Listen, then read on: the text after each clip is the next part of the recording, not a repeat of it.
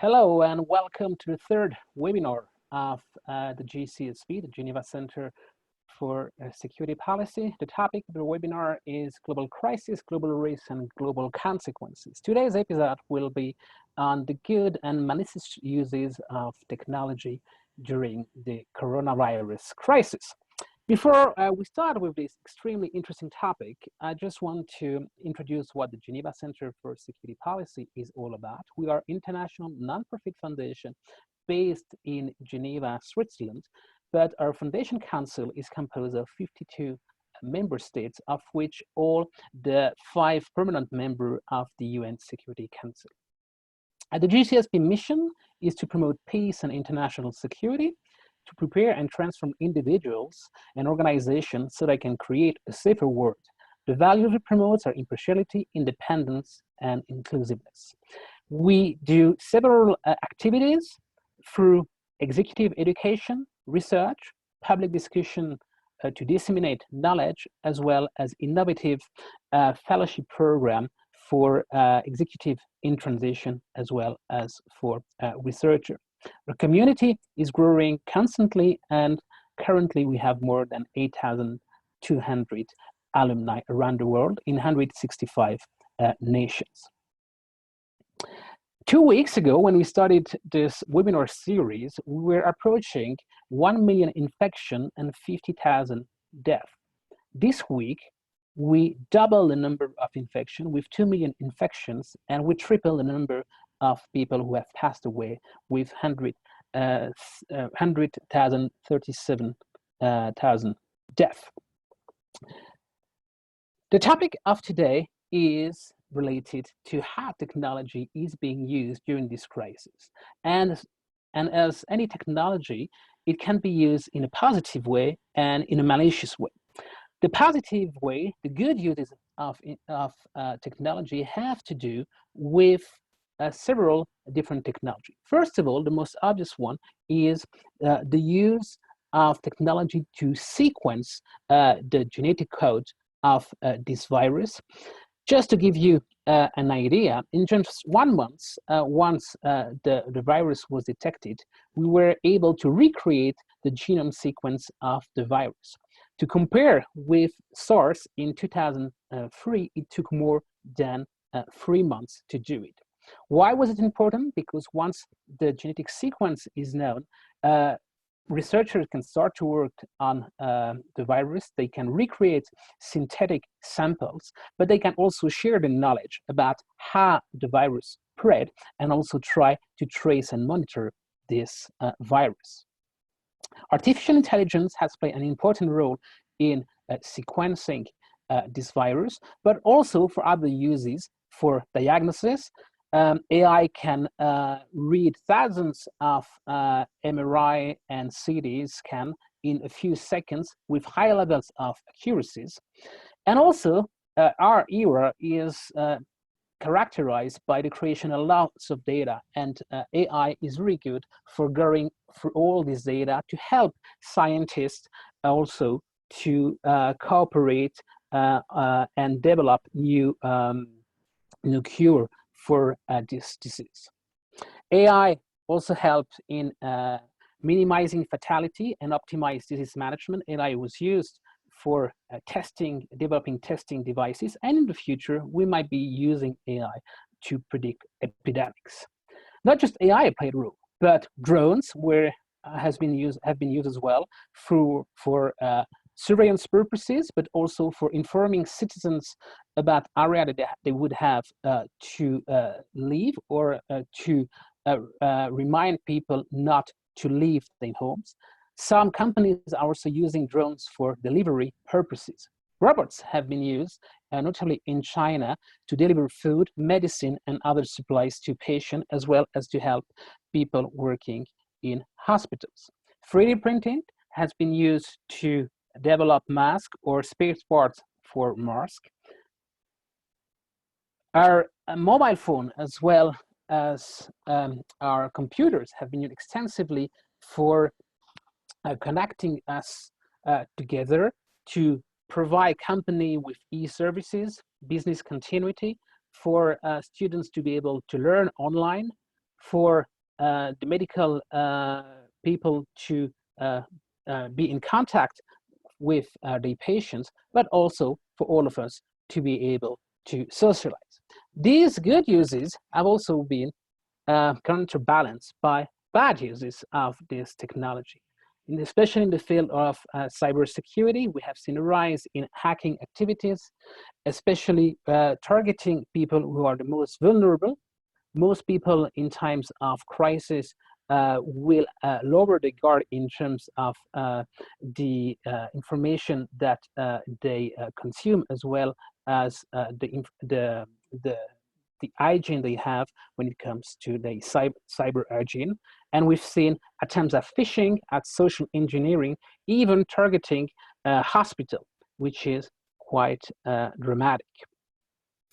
Espionage also been used through cyber security means, has been reported that governments have tried and used this time also to spy on other governments. One of the most important negative uses that has been noticed by the United Nations is the rise of the spread of disinformation through what we call infodemic, which is the ability to provide a lot of misinformation or disinformation and rumor about a specific crisis that basically overwhelmed the good information. And finally, the use of surveillance, which is good for tracking the virus, also run the risk of being used afterwards. And this raises ethical concerns into the safeguards that we should put in place in order not to favor more authoritarianism in the future. To discuss these various issues that are highly important, we have an excellent panel today of experts in the field. We'll start by listening to Clarissa Reyes, who is research associate at the Center for the Study of Existential Risk at the University of Cambridge, and also an associate fellow at the Geneva Center for Security Policy. Then we'll move to Dr. Ricardo Chavarriaga, head of Confederation of Laboratories for AI Research in Europe, and also associate fellow at the GCSP. My colleague Robert Dewar, the head of cybersecurity at the GCSP, will talk more about cybersecurity issues that have been raised by this crisis. And then Ms. Lening Pedron, president of ICON, an NGO based in Geneva, will talk more about digital trust, as well as the way hackers have been operating during this time. She's also member of the EPFL Innovation Park Foundation.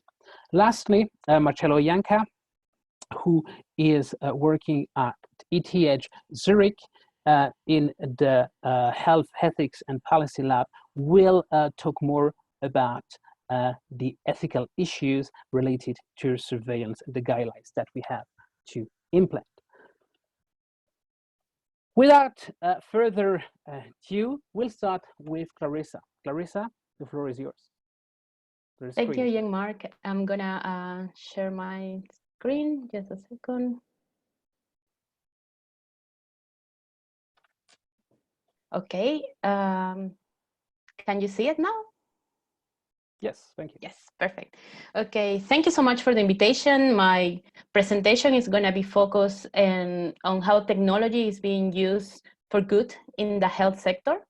And what I want to start saying is that it's not that new technology has emerged, but exciting and promising technology has been repurposed for fighting COVID-19. And during this presentation, I'm going to be talking about 5 different problems and how technology is fitting into helping with it.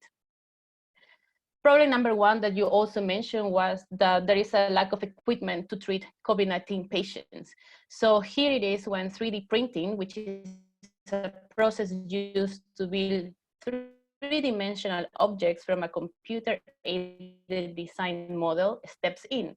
And you may have seen the use of 3D printing for a miniature of your Harry Potter character, but also you have the You have used 3D printing for building space habitats, which are the ones that are going to be sent to Mars, as you can see in the NASA competition that took place last year. And what is happening now is that 3D printing is being used to build oxygen masks and ventilators that are being distributed at the hospitals.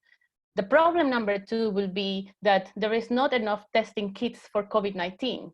So what is happening now? What can we do?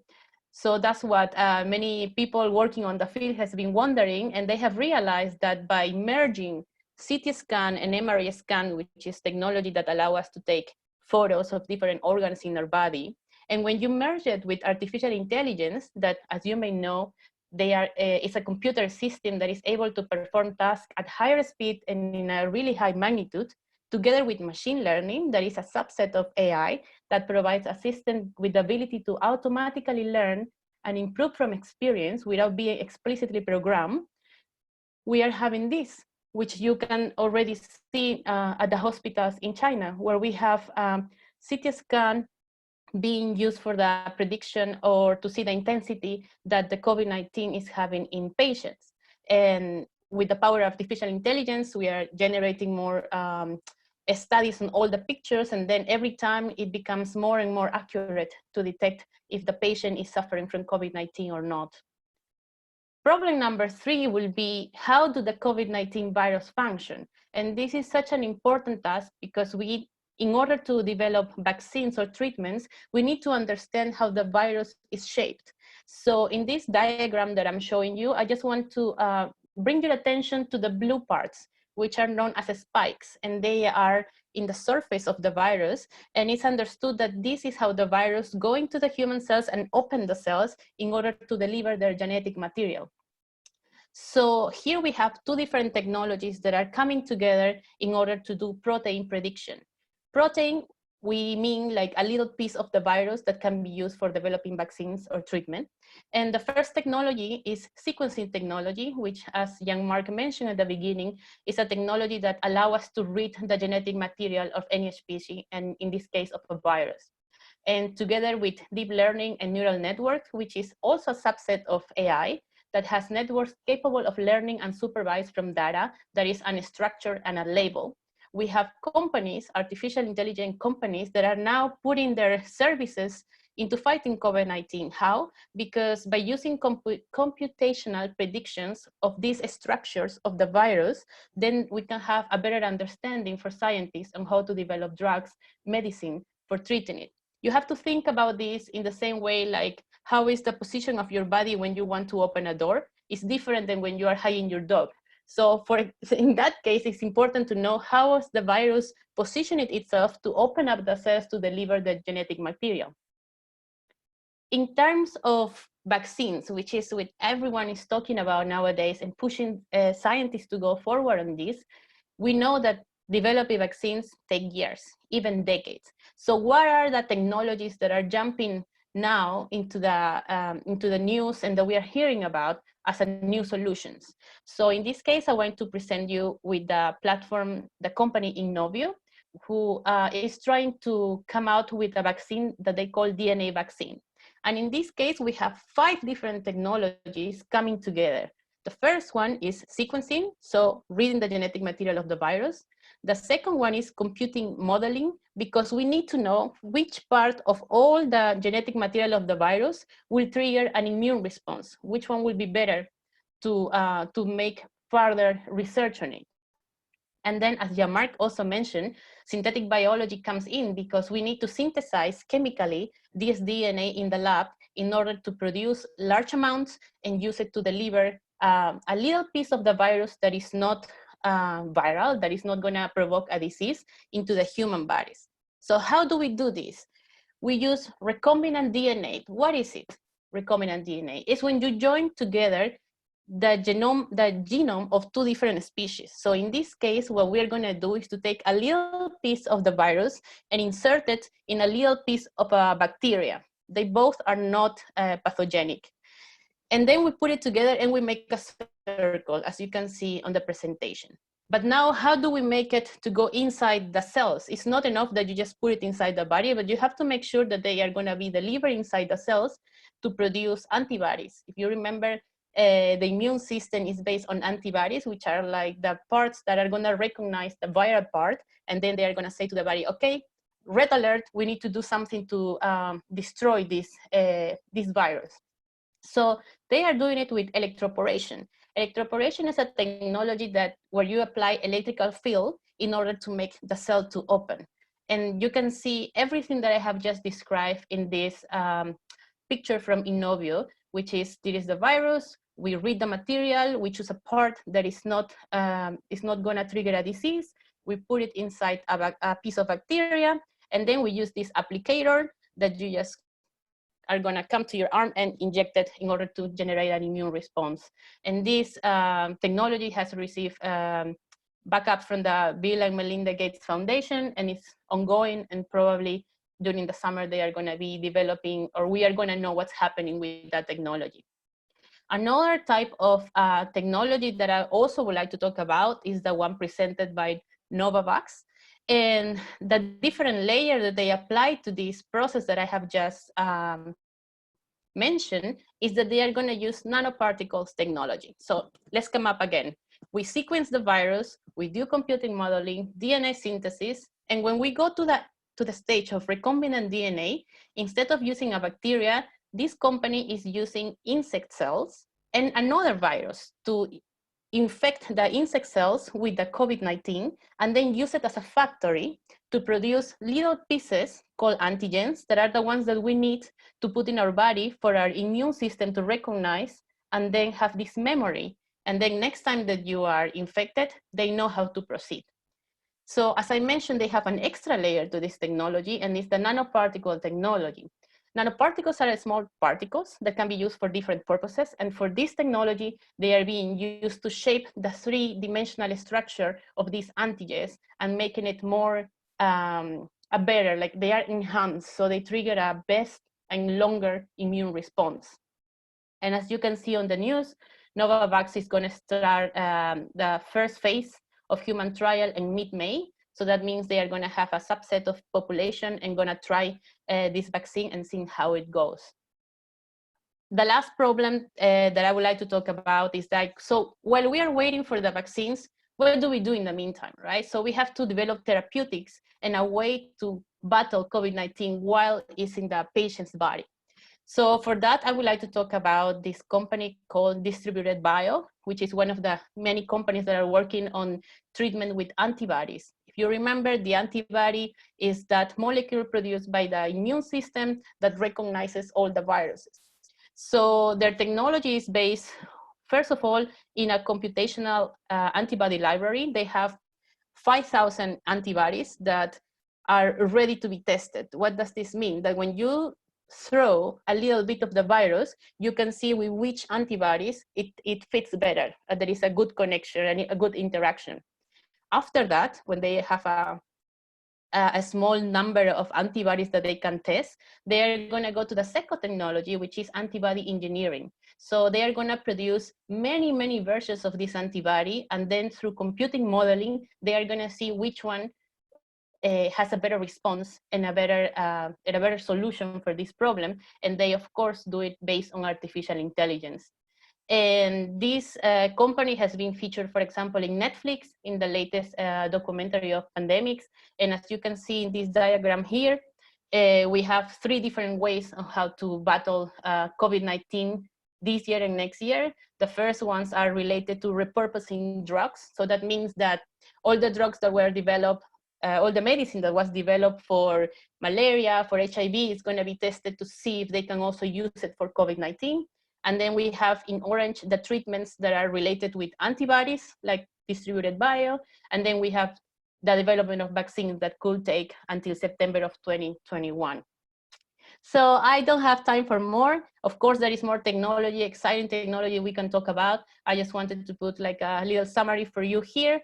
And I want to end my presentation by saying that these concepts are not difficult, and we all as a community need to understand them to take better decisions for our governments and for our society. So all the different stakeholders like citizens, investors, policymakers should know a little bit more about this part so we can have a better discussion and conversation. Thank you so much. Thank you, Clarissa, for this brilliant presentation. So basically what you showed was that technology is being used for different stages to deal with this, the treatment of this virus through manufacturing, through 3D printing, to diagnosis with CT scan and making prediction, and then for developing vaccines for different technologies, sequencing, computing, modeling, and as well as creating antibodies. Thank you very much for this. The next speaker, Ricardo Chavarriaga, head of CLARE and also a GCSP Associate Fellow, will talk more about the use of AI. Ricardo? Yes. Can you hear me? Yes. Perfect. I hope you can see my presentation now. And I'm going to talk about the use of artificial intelligence in particular, very briefly, on the current situation against COVID-19. And I will start from the question of what do we want to achieve? What is the reason why we want to deploy this technology? And we can come back to this concept of flattening the curve. It has become a sort of universal motto in the responses to the current pandemic. And here, if we think about what is the concept of flattening the curve, is to reduce the spread of the pandemic so as not overload the medical capacity. So being able to treat people who get infected, and this is a way for us to remain under the constraints of availability on serviceability of the medical system, have say a workable pipeline of people who need attention and people who can provide it, while at the same time we buy time for getting new treatments and getting a vaccine.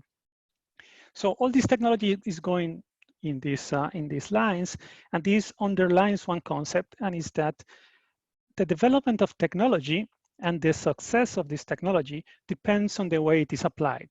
In order to be able to flatten the curve, this technology should help making better decisions, having all the resources available in order to contain the spread, in order to provide services for people who get infected. And this is where the technological solutions have been oriented to. And as Clarissa mentioned, one of these first applications is to better understand the characteristics of the coronavirus. So we are, for the first time in history, probably living this pandemic in real time in the way we analyze the virus, in the way we analyze their spread. So the genomic came very quickly. We also know that this is a virus that can mutate very easily. So there's a need to rapid analysis of the structure of the virus as a way to signal potential treatments and potential vaccines. Having said that, the technology and artificial intelligence has played a huge role there on speeding up the initial phases of identifying candidates for these vaccines and treatments. Nonetheless, we always have to wait till clinical trials are performed in order to assess the efficacy of these potential treatments. And this is something where there is not much that the technology can do to speed up this assessment. So there is a technological limit on that.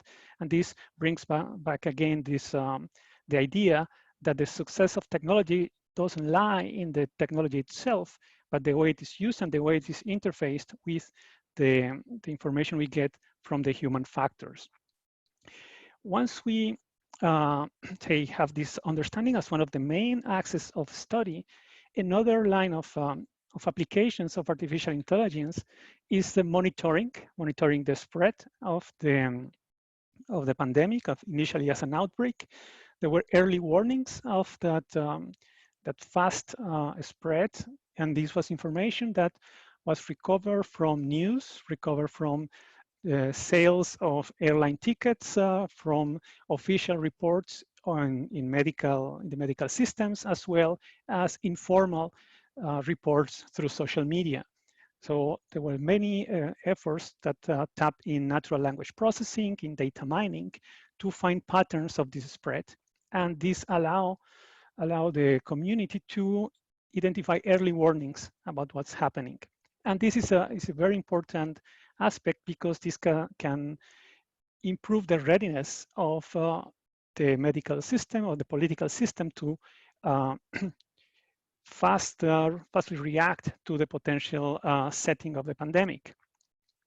Nonetheless, we have to be careful on the potential success of and accuracy of these systems. There are precedents of one particular case. 10 years ago, there was a system developed for this very purpose to predict flu outbreaks. It was called Google Flu Trends. There was also Google Dengue Trends that was trying to predict outbreaks based on searching behaviors.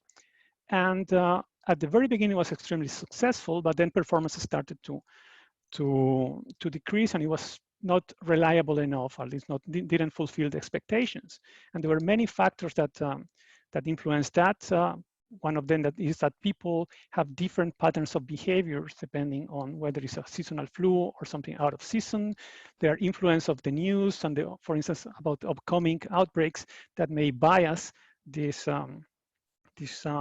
performance of these systems.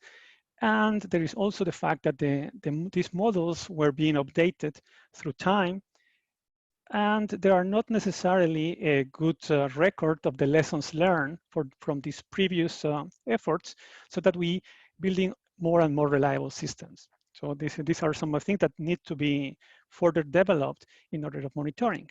And also we have the aspect of tracing contacts that we have right now. And I'm not going to enter into many details there. I think we'll come back later to that, and how can we monitor contacts between people, and this can help identify whether the preventive measures are put in place are being respected, but also may open the way for privacy breaches. We have also this idea of bringing novel ways for diagnosis. Was already mentioned the use of medical imaging and CT scanning. There are people developing techniques that are, for instance, based on sound, trying to see if infection can be decoded or inferred from the sound of coughing.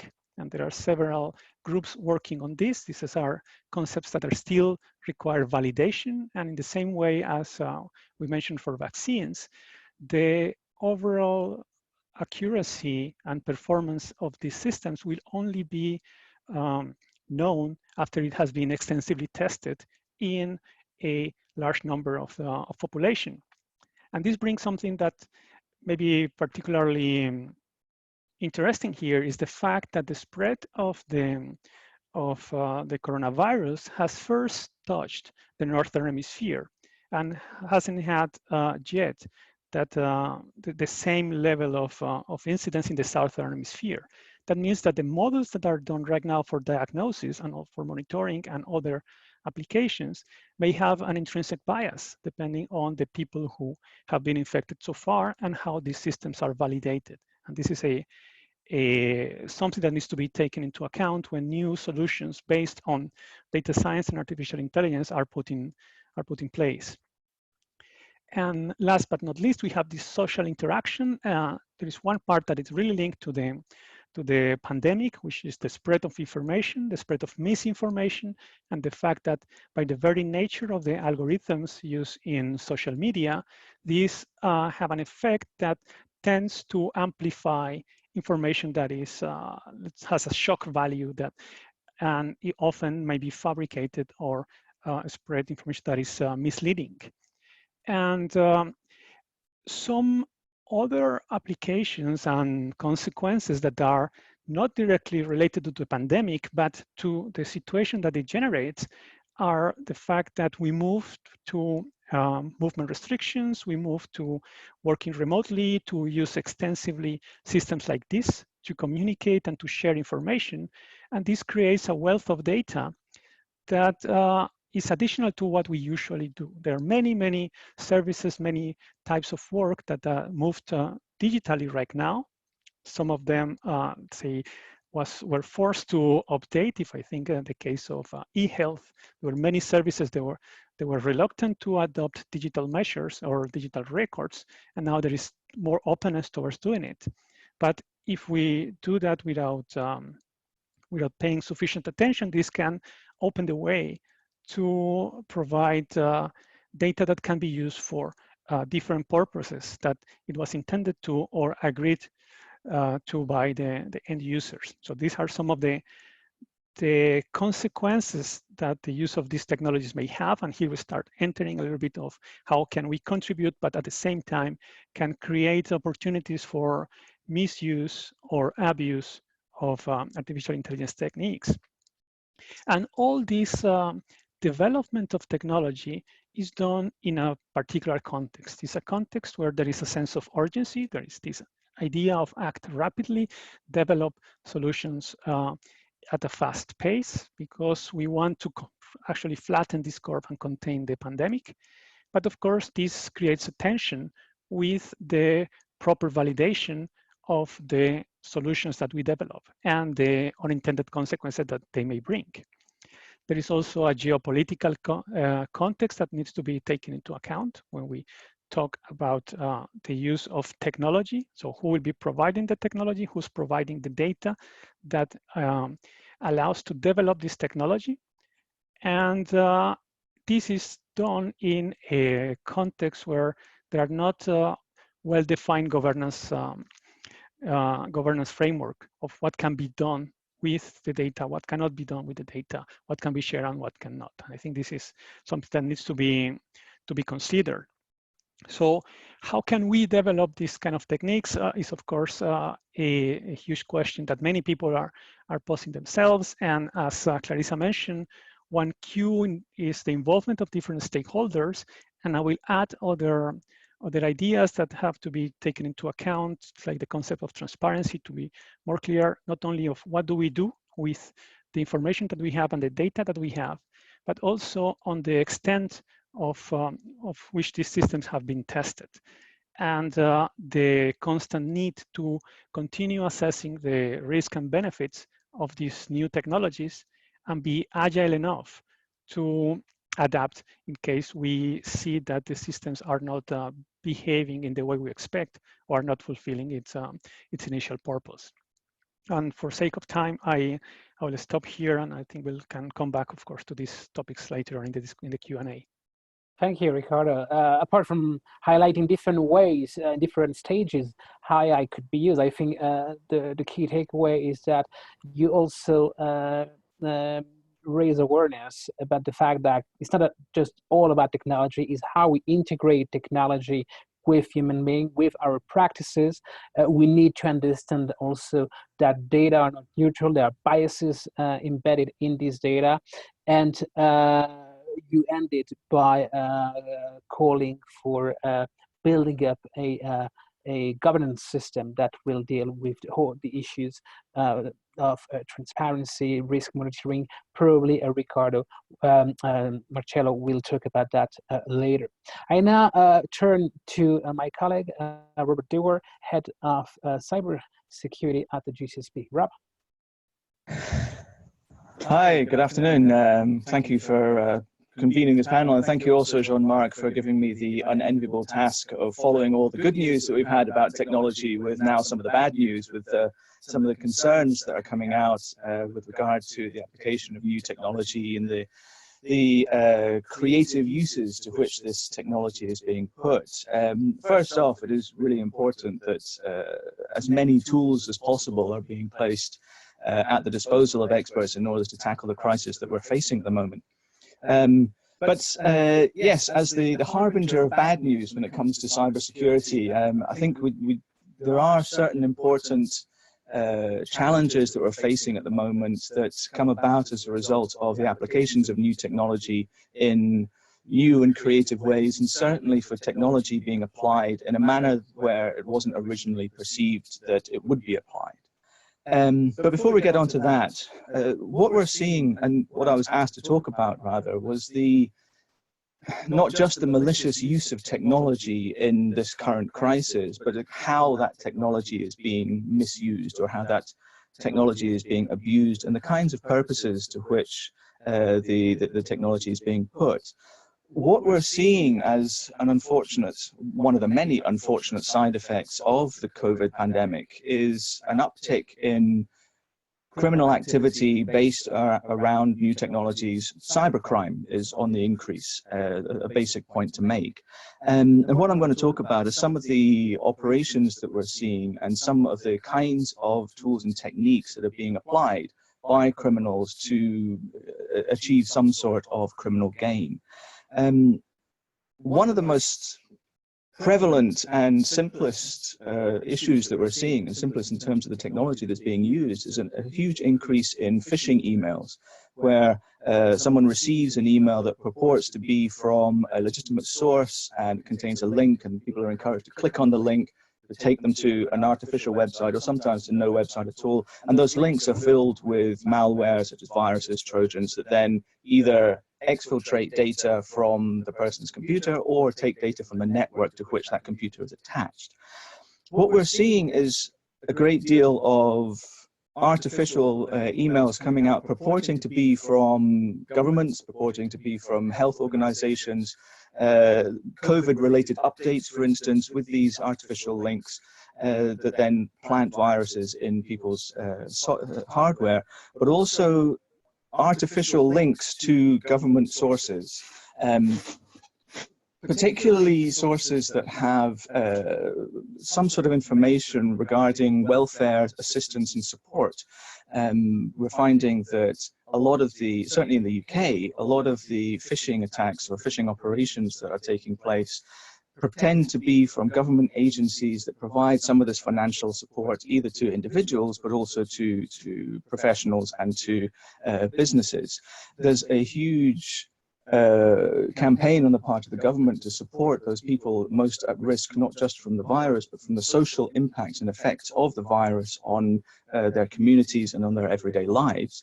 And this is being leveraged, or this message is being leveraged in two ways. One, we're seeing people being asked to provide bank account details to artificial and fake organizations, but also we're seeing an uptick in companies being created purely for the purpose of applying for certain business loans and business support that the UK government is providing. We're also unfortunately seeing an increase in ransomware operations targeting the various medical institutions that are actually working very hard to combat the virus, and it's creating a great deal of problems from simply being able to operationalize what needs to be done from a medical perspective in order to tackle the virus. Ransomware, as we know, those in the business know, locks down computer systems, and in order to free those computer systems, you pay the criminal actors a ransom to enable you to use your devices again. And so not only is there a criminal act going on here in terms of seeking some sort of financial response, but you're also hampering the efforts of the organizations to tackle the virus itself. So these kind of opportunities are being taken advantage of by criminal actors, and the opportunistic aspect is very, very prevalent. We're also seeing websites that are being created that purport to be from legitimate suppliers of medical equipment and supplies, including personal protective equipment. Companies or institutions will phone this company, pay hundreds of thousands of pounds or dollars sometimes, and receive nothing in return because the company is completely artificial and was created for no other purpose than to extract some sort of financial gain. And we're seeing an increase, according certainly to the to some of the agencies involved in tackling cybercrime. We're seeing an increase in the sale and spread of counterfeit medicines. So the problem is not just a technical one or a cyber one, but is increasing the problems of that society is facing. Now, there's 2 points, having listed all this terrible stuff that's going on, in addition to the global pandemic. There are 2 points that I would like to make on that. The first is that we're seeing an increase in the prevalence and occurrence of these operations and of this criminal activity. Actors, malicious actors, are taking advantage of the fear that people have about the virus itself, but also the what will happen next questions that people are asking.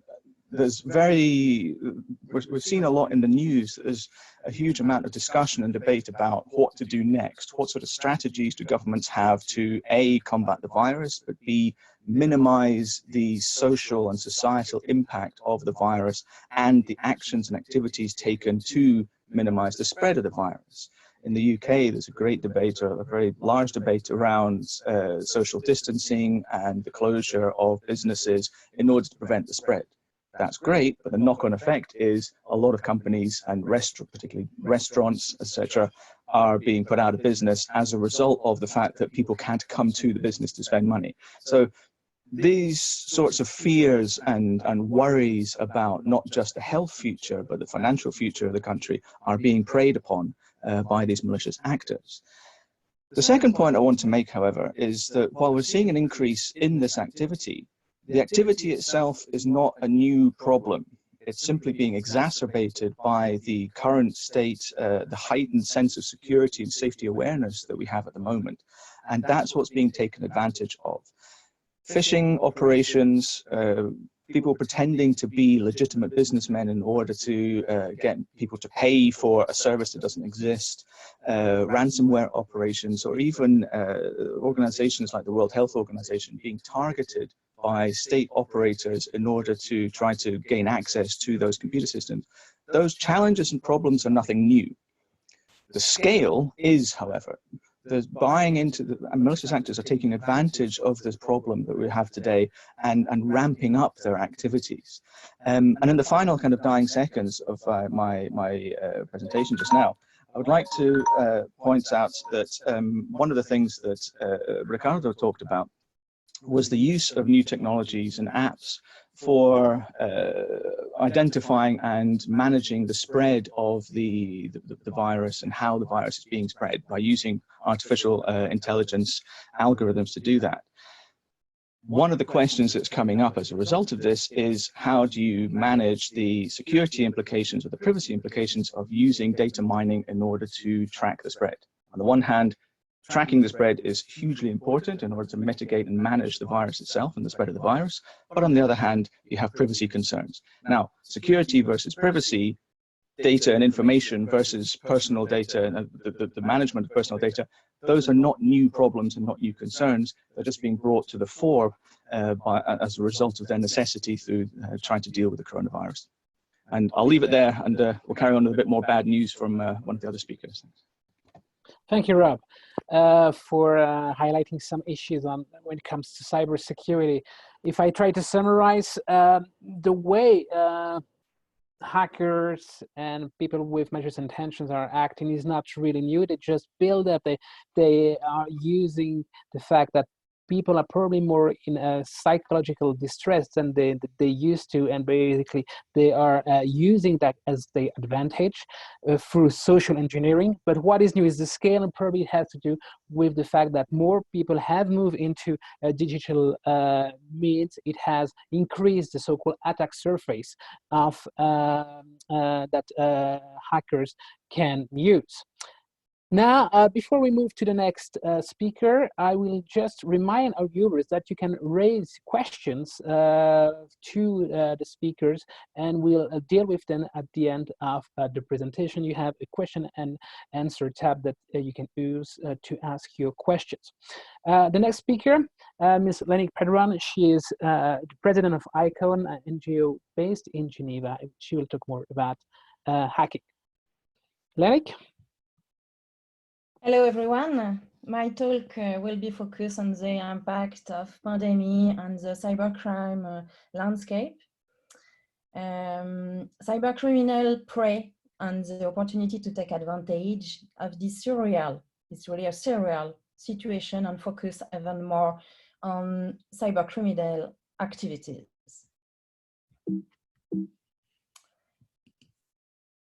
Try to deal with my presentation, so sorry.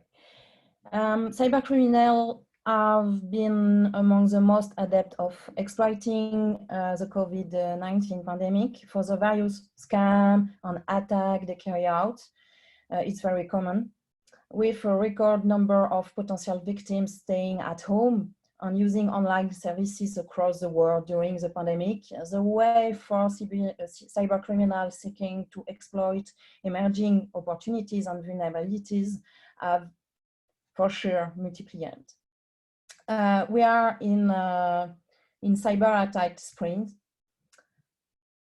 and in a wave of misinformation. It's really a surreal situation because we are in cyber attack sprint and a wave of misinformation. I think it's a big point at this time. Cyber criminals show a strong agility. If we look at how they do their work at this time, they are very agile and they know who they can learn about our behavior at this time, and they are learning. It's not only for the spring at this time, it's not for the summer, it's not for this year, but it's for the 10 next year. We are fighting against two invisible enemies. Yes, because we have the virus on our physical area, and we have some cybercrime and misinformation on all the things in our cyberspace. So it's very difficult for our brain to understand what is going now. So just to make a parallel with the physical virus, we can show on the screen that our body is also shot by this kind of things. Our brain understands cyber attack like something very, very hard in when we have a visual part. Our ears and a lot of things, because we have audio, we have a lot of things. Voice is very important too. And our emotion is very, very strange at this time. I make some lot of experiences in the NGO and in other area, in other communities, and I can see some pattern now about this. What is going now? We know that the impact of COVID on cybercrime has been the most visible and striking compared to the other criminal activities. Cybercriminals have been able to adapt quickly and capitalize on the anxiety and the fears of their victims. Ransomware has been some of the most dominant cybercrime traits over the last several years. It's not new. The current crisis is unlikely to change that dynamic. The pandemic may multiply the damaging impact of a successful attack against certain institutions like government, hospital, which reinforces the necessity for effective cyber resilience. The number of phishing attempts exploiting the crisis is expected to continue to increase. Now on the screen you can see a chart of this of today, and we can see the number of reports in the last day, in the last week, and in the last month. It's really incredible that at the end of April, cyber criminals learned and now try to exploit what they capture about us, about citizens, about government, about humans. However, we also expect a greater number of inexperienced cyber criminals to deploy ransomware as a service. So it's really easy to put that off. Not all of this campaign will result in successful attack due to the lack of experience and technical skills of this criminal. Phishing and ransomware campaigns are being launched to exploit the current crisis and are expected to continue to increase in scope and scales, and DDoS too. Activity around the distribution of child sexual exploitation material online, I come back here, are very increased. It's a big problem. It's a big thing at this time. The dark web continue to host various platforms such as Marketplace, We show at the beginning of the crisis a big highlight on this, but now it seems to be stabilized. Vendors attempt to innovate by offering COVID-related product or something like that, but it seems like ever. Many attacks on critical health infrastructure happened. It's a very strange time, so it's normal. Cyber criminal carry out a cyber attack, for example, on Borneo University Hospital in Czechia. Since a state of emergency was declared in Czechia in March, the attack was considered an attack on a critical infrastructure. The incident prompted to the hospital to postpone urgent surgery and reroute new accurate patients to a nearby alternative hospital. The hospital was forced to shut down its entire IT network. During the incident, on two of the hospital's other branches, the children's hospital and the maternity hospital were also affected. This type of attack during a public health crisis, such as pandemic, are particularly threatening and carry very real risk to human lives. Falsehoods about the virus are spreading widely on the Facebook messaging, on app, and other things like WhatsApp. I think it's very interesting to study it because maybe it's not only a one-time now. We will have, I think, other crises and we need to be ready. For example, Poland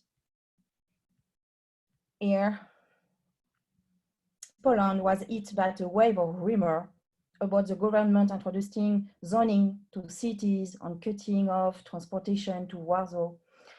One audio message recorded by a man who claimed he had a journalist friend with close tie to political decision makers.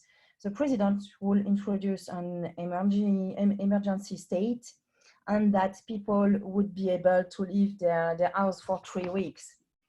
Another case is in France and in Switzerland too. Users forwarded an audio message of a woman who said that she has a very, very, very well-placed uncle with ties to national minister or something like that, from whom she's got information that the whole country would soon be in very quarantine. In Portugal, a widely circulated voice message too suggests that information on the number of infected people in the country was downplayed by official sources, with a man saying, "Forget the number the television is talking about. There are thousands of infected people confirmed." In Ireland, some kind of pattern. This message are scaring and confusing people and causing real damage. I want to make a short apartheid.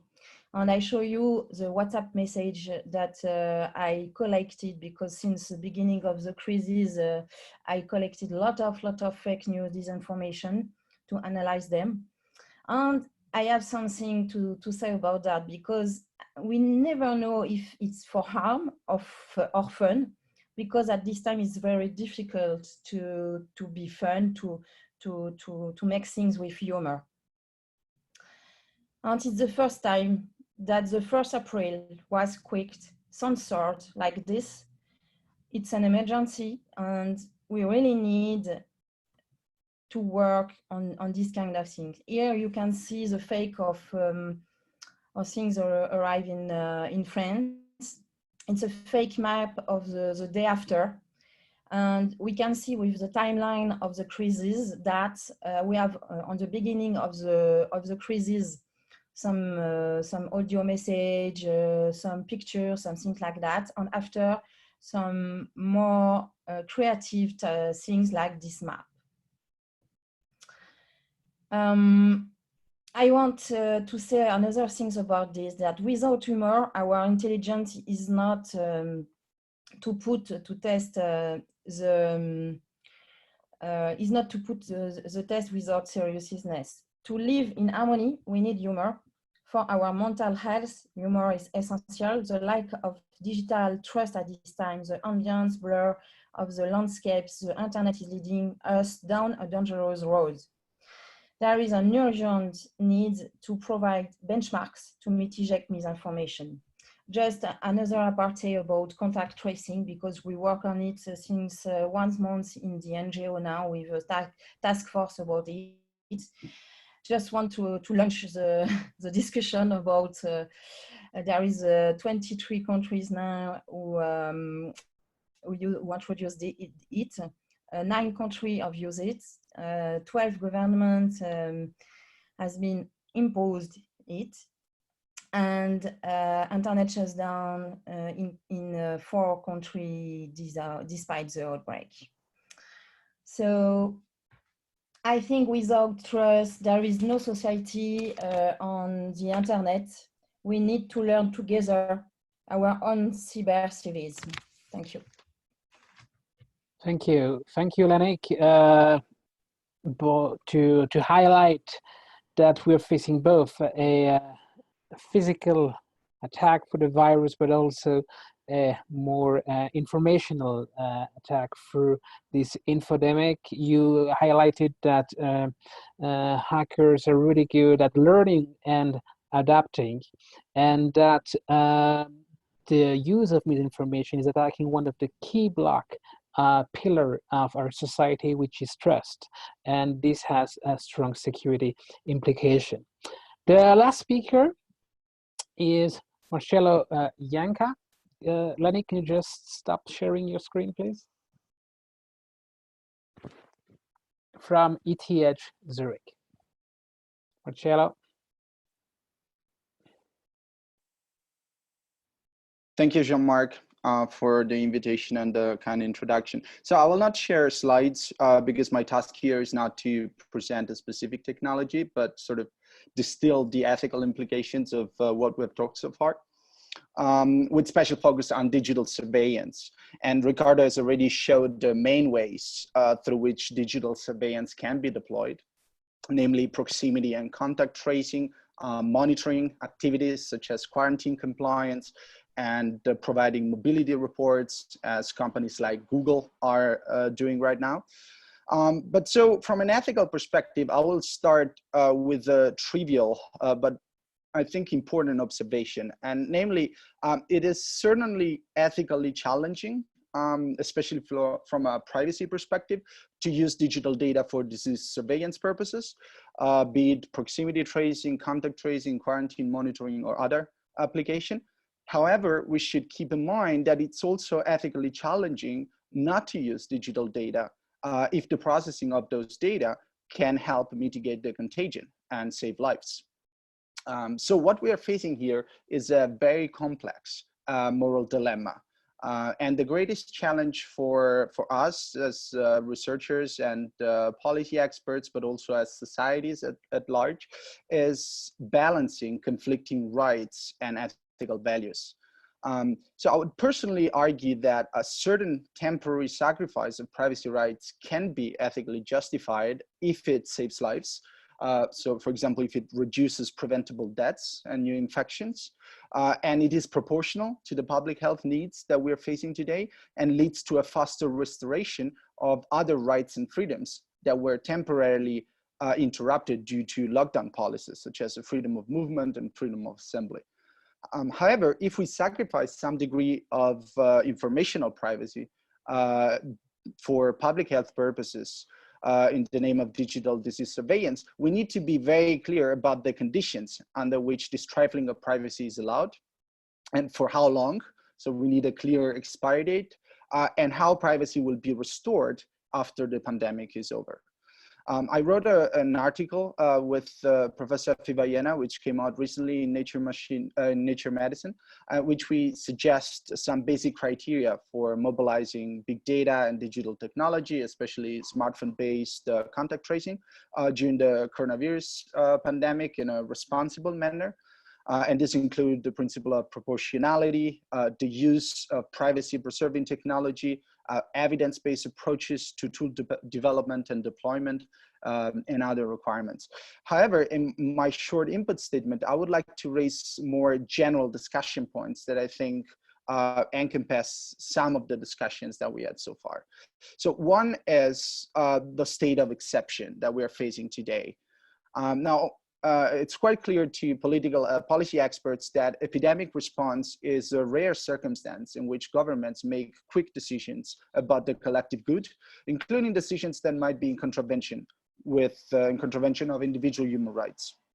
And this is results in what legal philosopher Carl Schmitt called the state of exception, namely sovereign state's ability to transcend the rule of law in the name of the public good, especially during a time of crisis. And this can include the ability to diminish or supersede on constitutional rights.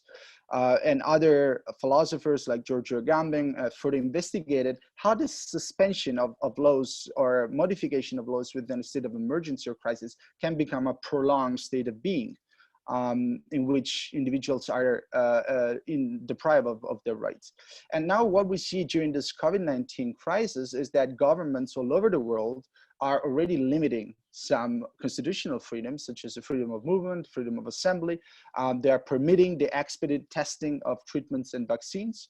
And I'm not going to say that these approaches are necessarily morally questionable. They are very well justified due to the public health crisis that we're facing. But there is a concrete possibility that the next logical step is indeed deploying pervasive mass surveillance regimes that can leverage novel digital tools. And this can be predicated upon the exceptionalism of the situation that we're facing. So digital technologies can be used as new mechanisms of social controls, and this can be introduced at an accelerating pace, also bypassing the traditional checks and balances that might prevent them from being approved under less chaotic circumstances than those that we're facing today. It's important here to point out that there is never a guarantee that the civil liberties and digital rights will be swiftly restored after being taken away. And this is a point that historian Yuval Harari made very boldly in his Financial Times column recently. And we already have examples of this. The USA Patriot Act after 9/11 is a good example of a prolonged state of exception. And now we've seen also semi-authoritarian regimes like Orban's Hungary institution powers by decree without a clear cutoff date. So there is a high likelihood that the heightened digital surveillance technologies implemented during this emergency will remain, at least in some countries, even after the pandemic has abated, and they will continue to accelerate that process that we've been calling in the privacy domain the erosion of privacy, or even the end of privacy around the globe. And we have to be realistic because probably it's not in our power to eliminate this risk of privacy erosion. What we can do is probably help contain the extent to which this public health emergency will lower the bar of privacy worldwide. And this also leads to the second problem, which is the one that you, Jean-Marc, are an expert about, namely the problem of repurposing a dual use. So there is a legitimate risk that digital tracking could be used not only for tracking new infections, but also applied to other intelligence or surveillance. For example, one New York Times report found that Health Code, government-run Chinese app, technical support is provided by Alibaba, and that supports decisions about who should be quarantined for COVID-19, also appears to share information with law enforcement. So it is important for health authorities and governments to distinguish digital tools that allow this third-party sharing of information for non-health related purposes from those that do not allow that. And then there is the important topic of scientific validity and accuracy. So precisely because new digital surveillance tools are menace to privacy rights, governments or private companies should not be granted these surveillance powers unless they can show to the public how these powers would actually help in a significant manner to help or contain or mitigate the COVID-19 emergency. So efficacy should always be the first issue to raise in the deployment of these technologies and in their ethical assessment. Because if a proposed intervention is not efficacious, there is no reason to deploy it, because it's unavoidable negative effects on privacy and individual rights won't be compensated by any significant public health benefit. And for example, this is very important for big data, because if the digital tracking models, for example, are insufficiently validated, they might display high error rates, especially on the large scale, which in turn can be detrimental to public health. Imagine if you have a tool that sends the wrong people to quarantine and isolates those that should not be isolated, while letting fully circulate those people that should be in contrast be quarantined. And today we have no solid evidence that the collection of data using technologies like GPS is proven to be effective in tracking the spread of a virus. And we also have a long history of failures when it comes to digital predictions and tracing. Some of you might remember Google's flu trends that failed that misjudged the peak of the 2013 flu season by about 140%, so a big error rate. So scientific validity of digital tools must be proven and not presumed. Now, some people could argue that we have a sort of digital right to try, so that, given the extent of the current emergency, we must try everything, just in case a technique might turn out to be useful. And I would argue that this is both scientifically and ethically unjustified, because if the numbers of false positives, for example, and false negatives are significant, then we could have detrimental effects on public health, not neutral effects. And we can also divert resources and attention from more effective public health strategies that maybe do not leverage on digital, but on analog tools. And then, so there are three main risks from a more technical perspective. These are compelled and coercive use of digital surveillance tools. And we have already seen some applications of smartphone-based apps or other tools in which end users, so the data subjects or data generators, do not have the right and ability to opt out or to explicitly consent to the use of data. And this is, of course, a menace to individual and group privacy.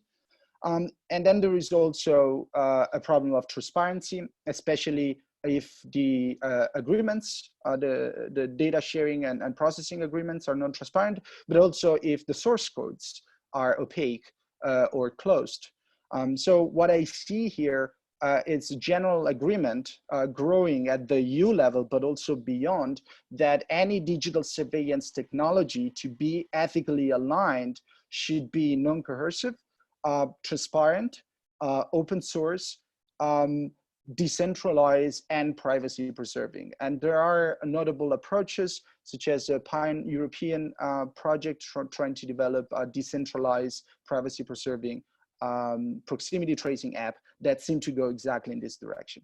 And then on a very, very final note, I want to highlight, because we've been talking a lot about digital tools and novel technologies, but although digital tools can be of great benefit to public health, they will not spread the coronavirus alone, but only in combination with other parallel public health strategies. So from an ethical perspective, a global health ethics perspective, it's very important not to be reductionist, but pluralist, and consider that other strategies such as aggressive testing and ultimately the development of a vaccine are extremely important, because it is possible that by using proximity tracing apps, we can identify the movement and map people who have been infected with the virus or are high risk of being infected with the virus. But then if we don't have large scale testing capabilities, then we cannot test those people that the apps identify as at high risks. And if we cannot determine if these exposed people are actually infected, then this public digital health surveillance strategies are actually way less effective than they could be.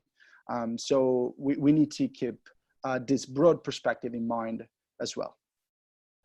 Thank you, Marcello. So it was quite dense what you talked about. You talked about a lot of different issues, but in a nutshell, basically, it's about advocating between the issue of privacy and proportionate measures to track this disease. That raises lots of issues in terms of delegation of access, who have access to data.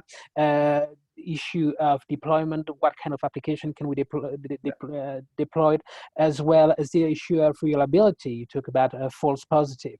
Some viewers are asking for the reference of your article. You might maybe just mention the title of the article you just mentioned.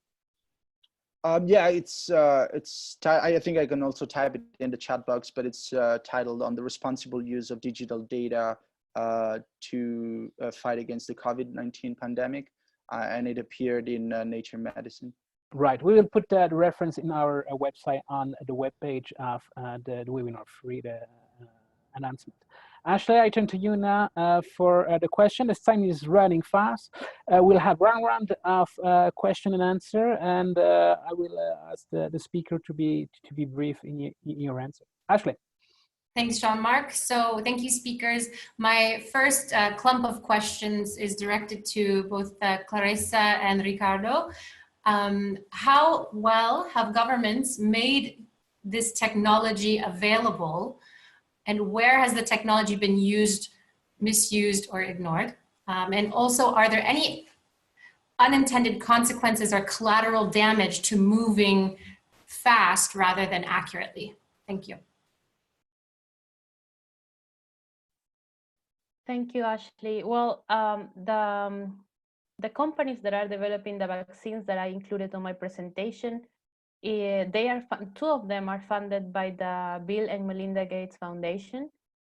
There is not a disclaimer of what's gonna happen with the vaccines after they are ready, but I will assume that since the focus of the foundation is in the global south, maybe they are offered to the global south citizens, but that's something that I cannot just assume, right? So I have been looking at the website where I was looking at the questions, and there is no information about it at the moment. So I guess we will have to wait and see, and also ask our governments what is their plan of action about it. So here, I would say that it's still too early to know what the unintended consequences are, what are the technologies that actually work, and who took the right decisions. Marcello mentioned the fact that we need to have evidence-based decisions, but as the situation evolves very quickly, at the same time, we have a lack of reliable sources of information for many reasons. One of them is that it's a lack of coordination on how do we measure the current situation and the effects of the measures that are put in place. We see that the same data leads to different policies and different decisions across countries, but also countries changing overnight their stance based on apparently new science, while the science hasn't changed. So we have to embrace this uncertainty, and we have to be careful not to rush on the judgment of what are the good techniques or the bad techniques. We have to remain attentive and be able to do that, and it's definitely too early to identify what can be a good or a bad decision. There is a pattern that seems to emerge, is that there were certain countries that went quickly into extensive testing, containment, had a better overall response to this. This was also countries that already experienced large outbreaks before. So this seems to be a hint, but it's definitely too early to give a full assessment. Thank you, Ricardo and Clarissa. I've unmuted myself. My next clump of questions is to Rob and to Lenig. There's a question about cyber hygiene or cyber protection. What do you think about teachers who are teaching online classes? Is there greater risk because they're more frequently online and available to be exposed? And secondly, a question about recovery and resumption phase. Will we see changes in cyber security policy, etc.? Thank you.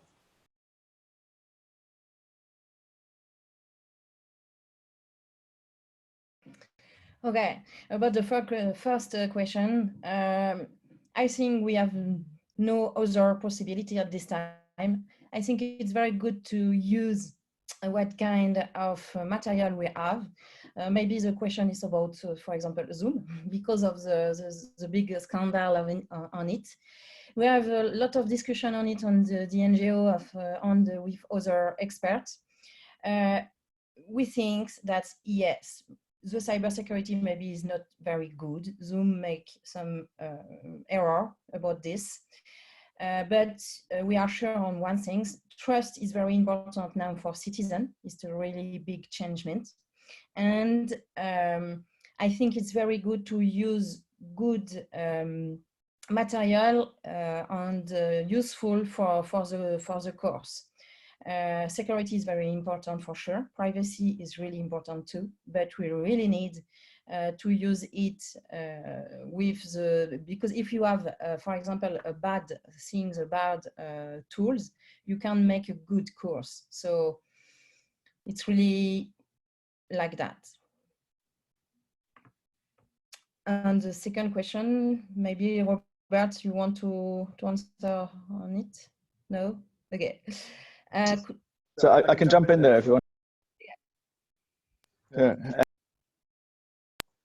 Yes, thanks. Just to follow on exactly from what Leonard was saying about teachers and online classrooms, I think we all know the example that is being referred to obliquely in that question.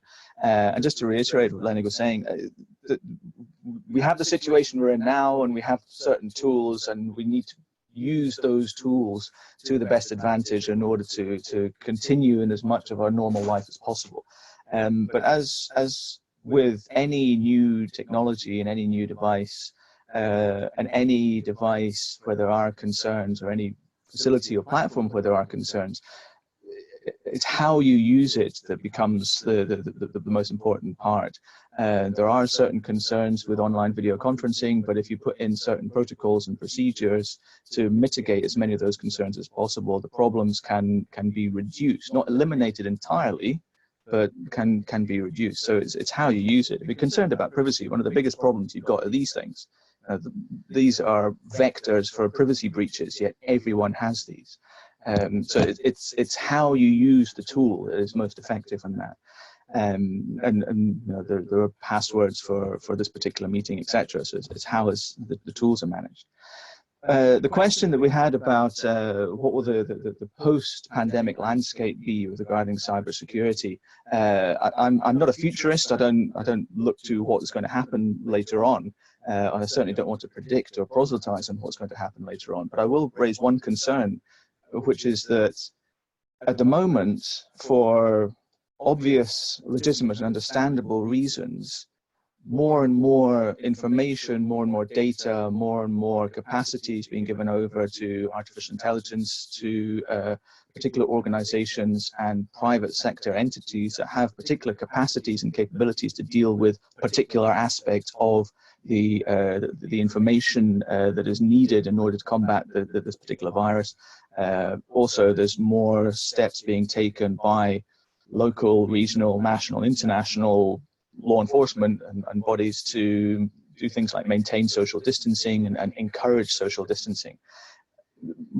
A concern I have is that we go so far down that road in terms of enforcing, for example, enforcing social distancing, that it could be problematic trying to then step back to where we were before all this kicked off.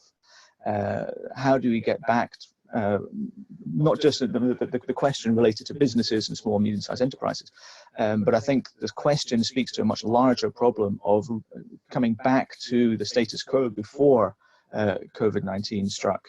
How can we then claw back the civil protections, for want of a better word? Thank you, Rob and Lenig. The final question is to Marcelo. A question on digital surveillance and monitoring. How can we use these ethical guidelines mentioned in your presentation and impose them on companies, especially for-profit companies? Thank you. Yes, it's a big question. We need to understand, sorry, yes? Sorry, the question is to Marcelo. Thank you, Lenny. If we have time, I'm happy to have you answer, but let's have Marcelo answer first. Thank you so much. Well, I have to concur to say that it's $1 million question, especially the part about the enforceability, because most data ethics guidelines we have today are soft law governance.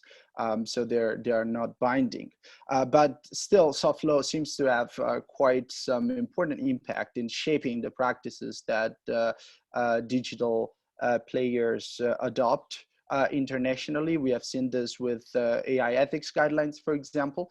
I have to say that we have seen positive developments in the private sector domain. Lately, many of you, who are on this video conference might be familiar with the unprecedented partnership that Google and Apple have established for the development of a proximity tracing tool.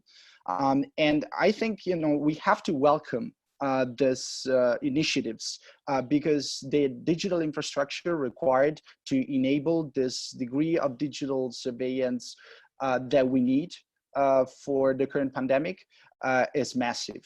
And this is unlikely, we can unlikely be able to leverage this digital infrastructure without working together with the big tech players. And there is also a pragmatic reason, namely if everyone develops their own app, and then this app has a very limited number of people who download it, then the public health impact would be extremely low, if not negligible. So we need to leverage on large-scale digital infrastructures and avoid to reinvent the wheel every single time. So these companies can provide the adequate digital infrastructure. But I think one very important ethical point was made by the Italian data protection authorities, which is among the many data protection authorities internationally, the one that had to face these questions quite early in the pandemic, since Italy was the first European hotspot. The authority claimed that private companies should be the enablers or facilitators, but not the ultimate decision makers of public health campaigns and public health strategies. And I think this is a very important point. So they can provide the digital infrastructure and the tools that are necessary to make important public health decisions, but they should not make the public health decisions themselves. And we need to implement criteria to ensure that the processing of data and the collection of data that they enable is compliant with ethical principles. For example, having a clear expiry date about when the data will be stored and processed, what kind of decentralized and privacy preserving technology is used, and whether there will be an independent audit of their APIs and other relevant information. Well, thank you very much. I know we're a bit running over time, and we have received more than 40 questions. Obviously, people will be frustrated because we cannot deal with all the questions. But there is one question that is very important that has been raised, and is being raised again and again in different workshops that we held in different conferences at the UN Square. Has to do with trust, the issue of trust. How can we build greater trust and confidence in the technology that we use, given the frequency of disinformation? This is very important. So I would, if each of you could give your 2-cent answer, but very quickly, about how to input, how to raise, increase trust in technology that we are building.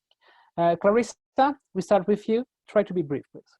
As a scientist, my recommendation will be to all my fellow scientists to use science communication as a bridge to make citizens understand about the pros and cons of each technology.